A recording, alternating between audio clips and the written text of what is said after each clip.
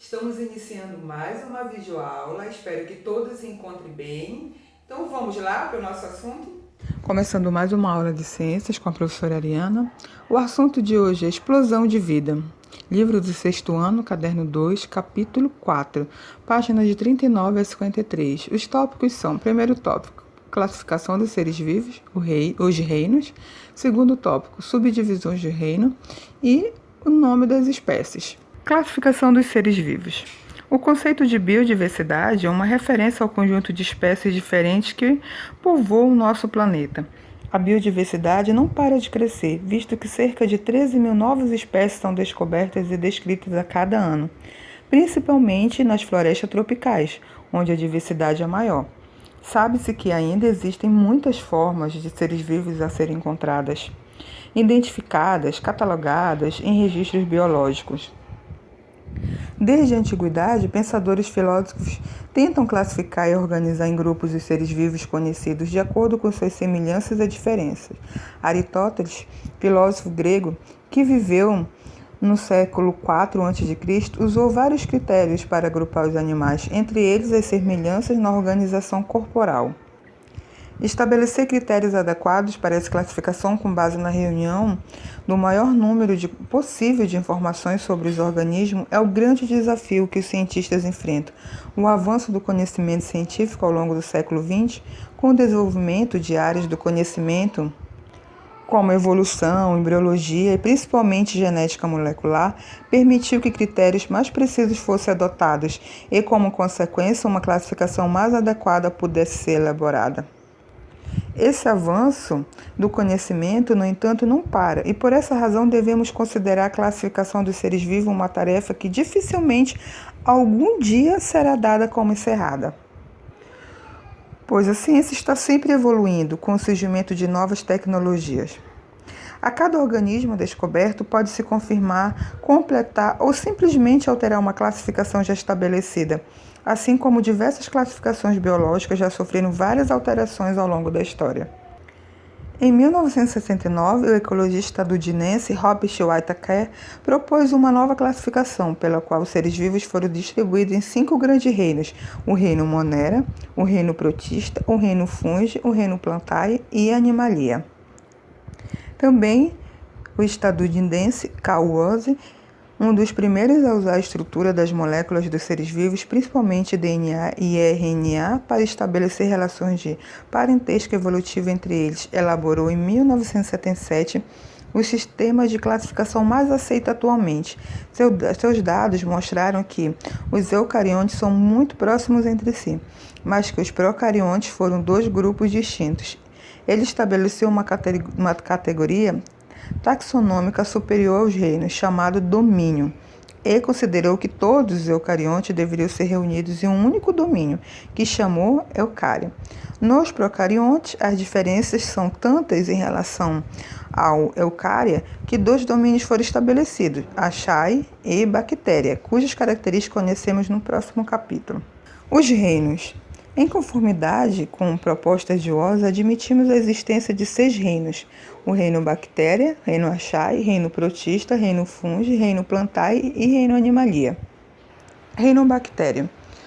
Os integrantes deste reino são as bactérias e as cianobactérias, organismos unicelulares e procariontes, ou seja, são formados por apenas uma célula desprovida de envoltório nuclear e material genético disperso pelo citoplasma. Existem bactérias autotróficas e outras que buscam seu alimento no ambiente, atuando como decompositoras ou parasitas. Todas as cianobactérias são autotróficas, sendo importantes produtoras de matéria orgânica e fornecedoras de oxigênio para a nossa atmosfera. Na imagem está mostrando células de uma bactéria. Reino Archaea.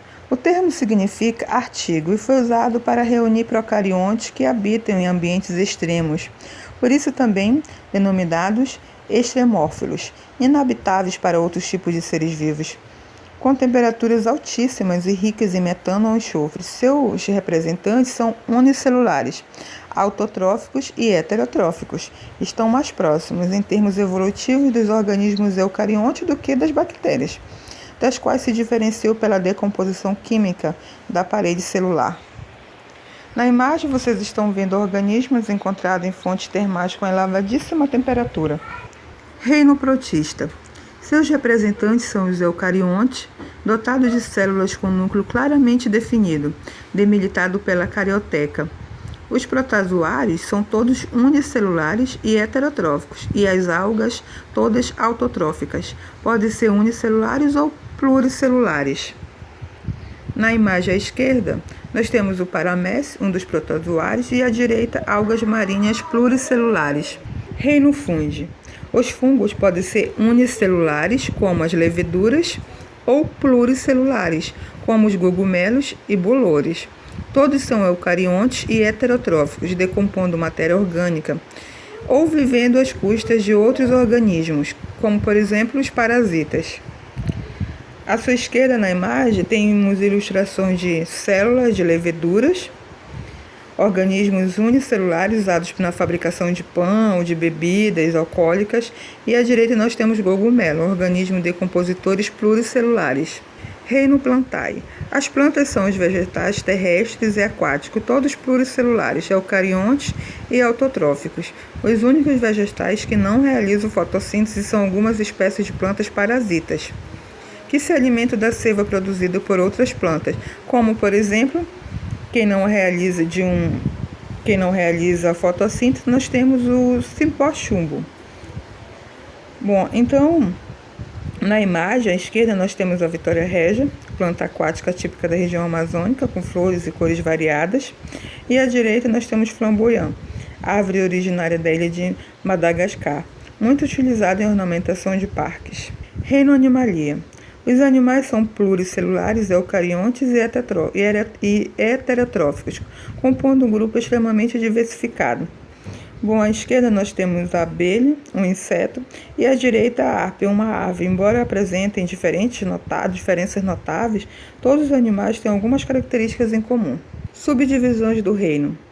Organismos pertencentes ao mesmo reino apresentam algumas semelhanças e muitas diferenças entre si. O reino animalia, por exemplo, compreende animais tão distintos quanto o golfinho, o caracol, o lobo, a borboleta, o gato, a arara, o leão, o peixe, o lince, escorpião, o cachorro, o búfalo, todos pluricelulares, eucariontes e heterotróficos. Alguns desses animais são vertebrados, ou seja, possuem crânio e coluna vertebral, entre outras características distintas. São eles o golfinho, lobo, gato, arara, leão, peixe, lince, cachorro e búfalo. Entre os vertebrados são os mamíferos, aqueles que apresentam pelos e glândulas mamárias.